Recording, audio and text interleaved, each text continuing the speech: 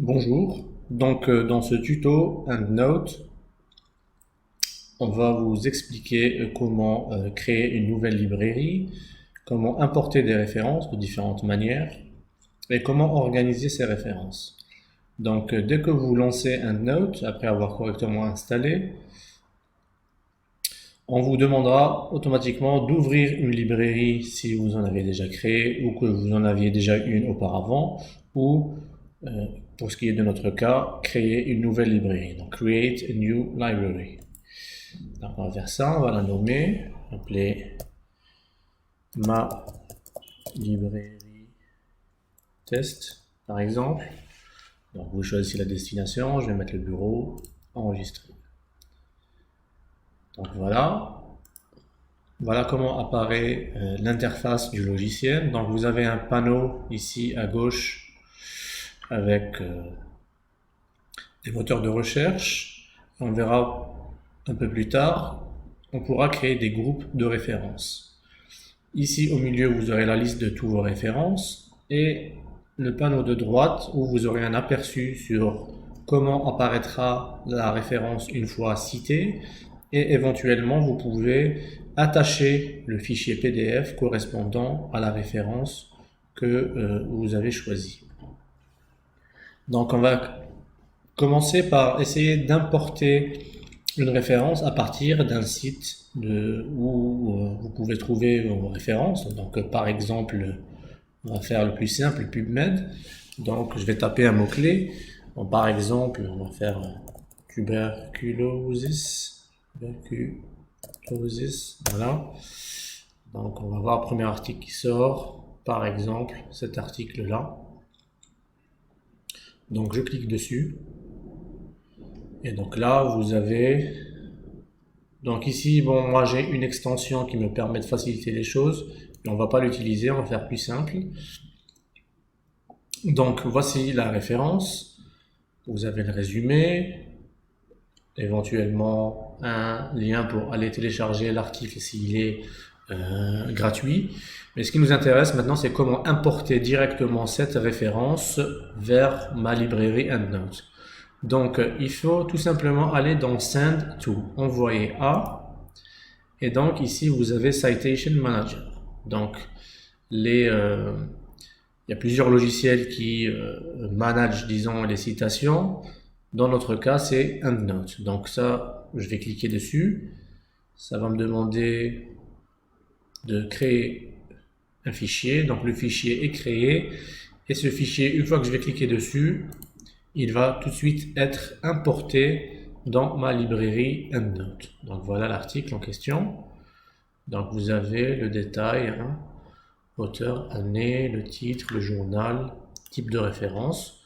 Vous avez ici dans le panneau de droite le summary, donc c'est un petit aperçu de la référence, donc le titre, le détail, les auteurs, le résumé, d'accord. Et ici, comment apparaît la citation dans la liste des bibliographies que vous allez par la suite générer, par exemple dans un mémoire ou dans un article, selon le style que vous désirez. Donc par exemple, le style auteur-année, le style Nature, par exemple, donc Vancouver, et ainsi de suite. Donc dès que vous changez le style, là, le style de la référence, de citation de la référence va changer en fonction de ce style que vous avez sélectionné. Donc première façon d'importer la référence, c'est je répète, vous recherchez un article et vous faites Send to Citation Manager et vous créez le fichier. Une fois que le fichier est généré, vous cliquez dessus et il sera tout de suite importé ici dans EndNote. Alors, je vous ai fait l'exemple de PubMed. On peut faire la même chose sur Google Scholar, par exemple. Allez, par exemple, on va mettre ces mots-clés. Donc vous avez la liste des résultats, par exemple, c'est la référence que je recherche. Donc comment faire l'exportation directement vers EndNote? Il y a ici l'onglet Citer. Donc Citer, je clique dessus.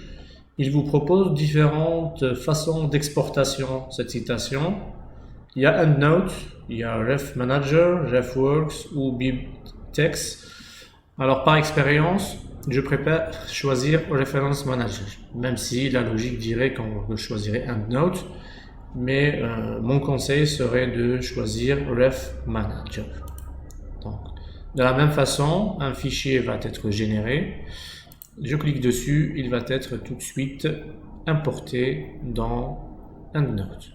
Le voici. Donc, comme tout à l'heure, Summary, vous avez le titre, les auteurs, d'accord? Et donc, si je vois jusqu'à présent dans All References, donc toutes les références que j'ai importées, j'ai pour l'instant 2 articles. D'accord? Alors, on va faire un troisième essai. On va aller sur Sciences Directes. De la même manière, bon, on va mettre des mots-clés. Par exemple, allez, Covid-19. Donc voilà, vous avez des résultats, par exemple, on va prendre cet article-là. Voilà, donc, peu importe le moteur de recherche ou le site du journal, vous avez toujours quelque part un petit onglet Cite ou Citer, d'accord? Donc, par exemple ici, on est sur Sciences Directes. Pour cette référence, vous avez Cite, donc je clique dessus. Comme nous avons vu à l'instant, vous avez plusieurs options. Ici, je vous suggère de choisir Export Citation to RIS. D'accord? C'est l'extension idéale pour EndNote. Donc, je clique dessus. De la même manière, vous avez le fichier qui est généré.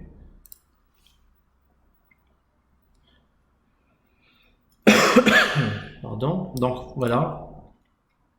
L'article est directement, plutôt la référence est directement importée sur EndNote. De la même manière, vous avez le titre, les auteurs, le résumé. D'accord? Voilà. Donc, jusqu'à présent, nous avons 3 références. On va essayer peut-être un journal directement. Donc, je vais aller dans Nature, par exemple. Journal.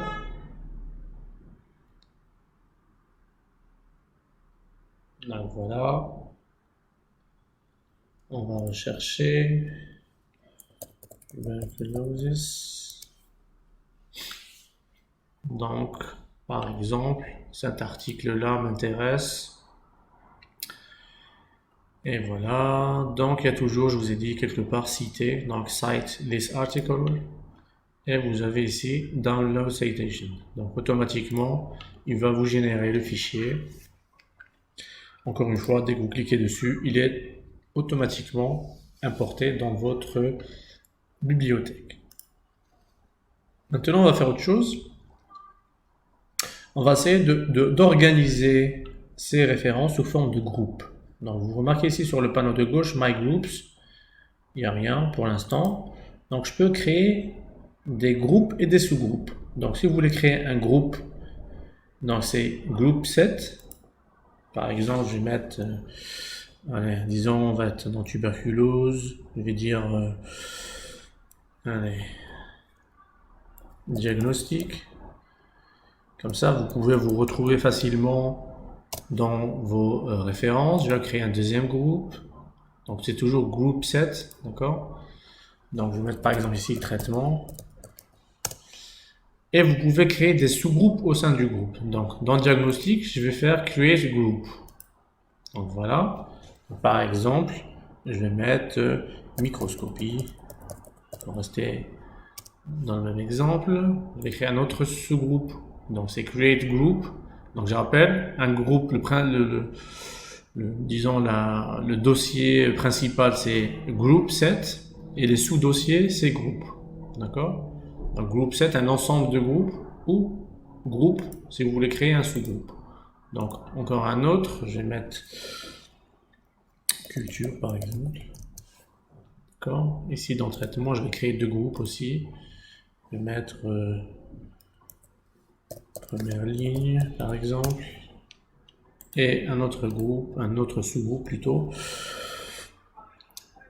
Deuxième ligne. Voilà. Donc, je retourne à ma liste de toutes les références, donc all references.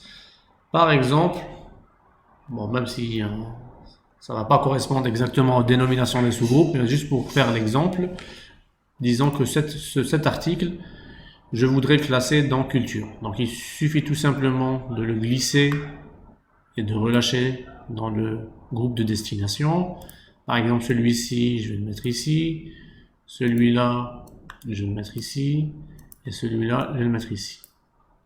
D'accord? Donc, après, vous aurez des sous-groupes avec les références que vous avez choisies dans chacun de ces sous-groupes. Alors, je vais ajouter autre chose. Des fois, les articles, vous les avez déjà téléchargés, mais vous n'avez pas pensé à récupérer la citation.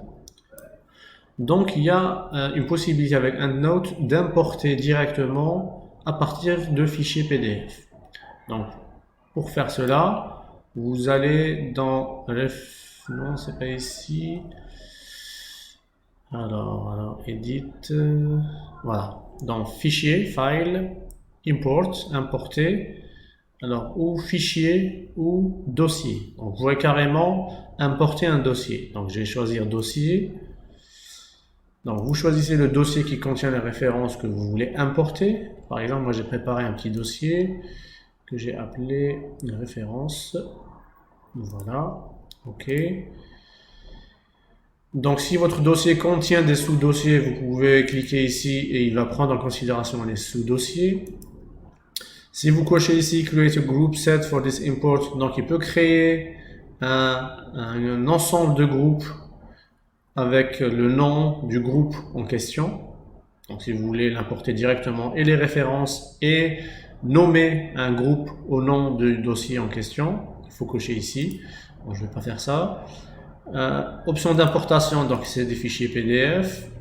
Et duplicate, import all, donc des fois, il peut détecter si cette référence a déjà été introduite. Donc si vous mettez discard duplicate, il va éliminer les duplicates, les doublons. Donc moi je vais mettre tout importer et je mets import. Donc il va commencer à importer les fichiers PDF et en retirer, en extrayant, disons, la référence directement.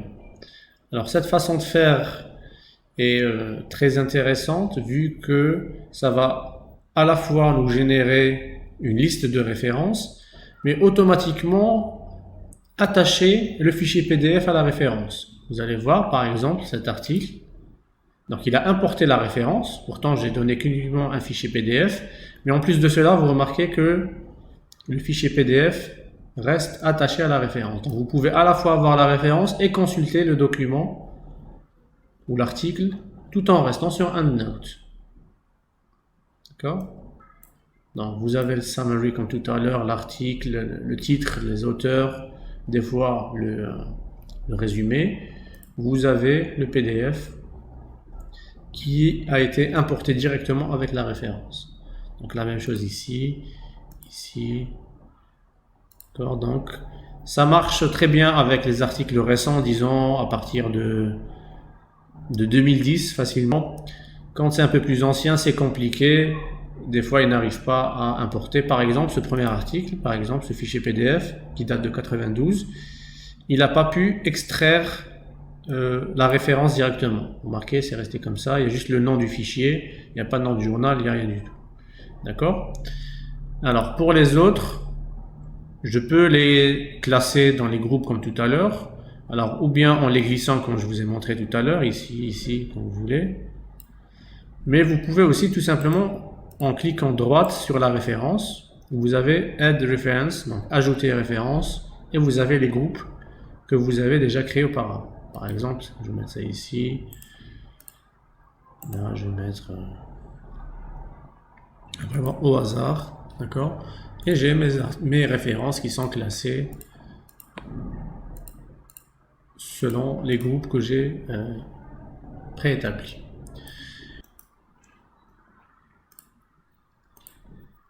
Vous pouvez manuellement attacher un fichier PDF à une référence. Donc, vous sélectionnez la référence en question et je vous conseille de faire ça, d'automatiquement attacher le PDF de l'article, parce que j'ai généralement des articles, à la référence. Comme ça, dans votre librairie, vous aurez à la fois les références et vous aurez les PDF qui sont attachés à ces références et qui seront de ce fait organisés aussi selon les groupes que vous avez prédéterminés auparavant. Donc par exemple cette référence, donc une référence, si le PDF est attaché, vous avez la petite trombone qui apparaît. Si c'est pas le cas, c'est vide. Donc par exemple, moi j'ai le PDF de cet article-là et j'aimerais bien l'attacher à la référence, comme ça je vais pas perdre le fichier ou avoir du mal à le retrouver si j'en ai besoin. Donc directement, je pourrais accéder au PDF rien qu'en cliquant sur la référence. Donc par exemple dans ce cas-là, je vais dans PDF, donc il n'y a pas de fichier PDF bien évidemment, donc je vais attacher un fichier PDF. Donc je l'ai téléchargé, je vais le rechercher et voilà.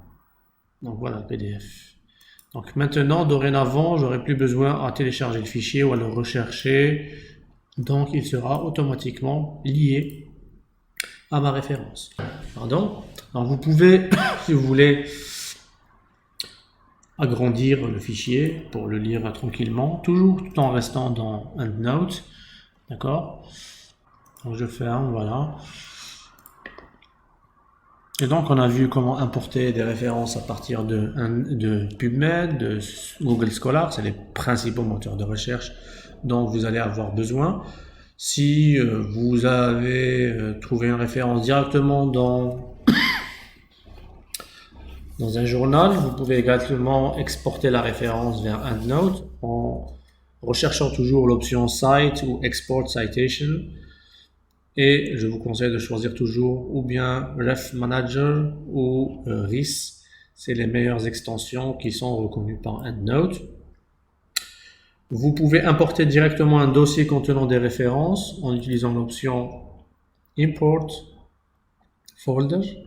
Donc ça vous permettra à la fois de récupérer en un seul coup les références avec les PDF qui seront attachés aux références.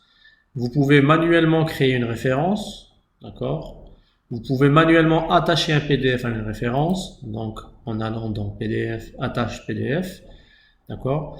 Et toutes vos références peuvent être classées dans des groupes. Donc vous pouvez créer un ensemble de groupes, c'est Group Set, ou un sous-groupe dans un groupe, c'est Create Group, d'accord? Comme ça, vos références seront classées selon des petits dossiers, et donc vous seront facilement accessibles si nécessaire.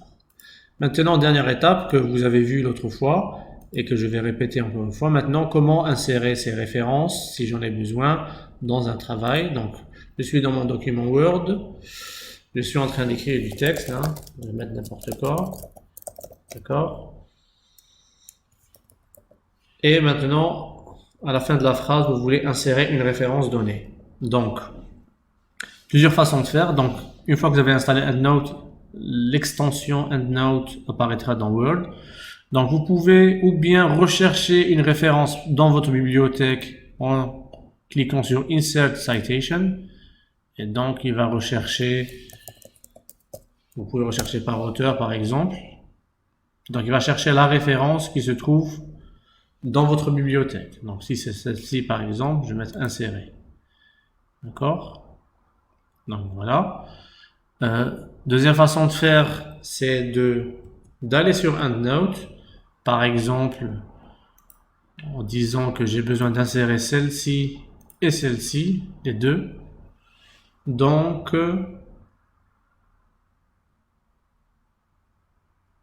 ici, insérer Insert Citation. Donc, il va insérer automatiquement les citations dans Word. Marqué. Vu que j'étais sur le même endroit, donc il les a ajoutés à la citation que j'avais précédemment ajoutée. Alors, le style de citation, vous remarquez ici que c'est auteur-année, parce que le style ici est indiqué auteur-année. Alors, la référence est citée dans le texte et à la fin, dans la liste finale, qui se génère automatiquement au fur et à mesure que vous complétez votre mémoire. Donc à chaque fois que vous ajoutez des références, hein, je vais continuer à mettre n'importe quoi. Voilà. J'ai ajouté encore quelques références, par exemple celle-ci et celle-ci. Donc, comme tout à l'heure, ou bien je clique ici sur Insert Citation, ou bien vous les sélectionnez, vous retournez à votre document Word et vous mettez Insert Selected Citation, donc les références qui sont sélectionnées, qu'on vient de sélectionner à l'instant. Donc voilà, ils sont tout de suite insérés et la liste finale est générée selon le modèle choisi. Vu que c'est auteur anglais, donc il va les classer par ordre alphabétique. Maintenant, par exemple, si je veux changer le style, on vous a demandé de choisir un style en particulier ou vous publiez dans un journal qui vous impose un style en particulier. Donc, par exemple, je travaille moi avec Vancouver, par exemple. Donc, Vancouver, il insère des chiffres. Les références dans le texte sont insérées, sont citées sous forme de nombres. D'accord? Et donc, dans la liste finale, ils sont listés selon leur ordre d'apparition. Donc, 1, c'est celui qui a été cité en 1. 2, 3, 4, 5, et ainsi de suite. Si par exemple la référence 1, ici, est recitée un peu plus loin dans le texte, elle gardera toujours le même numéro. D'accord? Par exemple, choisir, voilà, et je vais l'insérer. Elle va garder toujours le numéro 1. D'accord? Donc chaque référence garde le numéro selon la première fois où elle a été insérée. Et donc votre liste de références se génère automatiquement. Et ce qui est bien avec EndNote, c'est que si à un moment donné vous vous trompez, par exemple, ici, je vais enlever la référence. Moi je me suis trompé, par exemple, j'ai enlevé la référence 5. 4 et 5, je vais la supprimer, automatiquement il va se mettre à jour. D'accord, il l'a supprimé ici. Ok, et donc il va se mettre à jour automatiquement en termes de numéro de citation dans le texte et dans la liste finale. Donc c'est fini le travail manuel des références et le casse-tête interminable. Donc tout se fait automatiquement, vous choisissez et vous changez de style. En un clic, tout est mis à jour. Donc voilà, c'est tout pour ce tutoriel.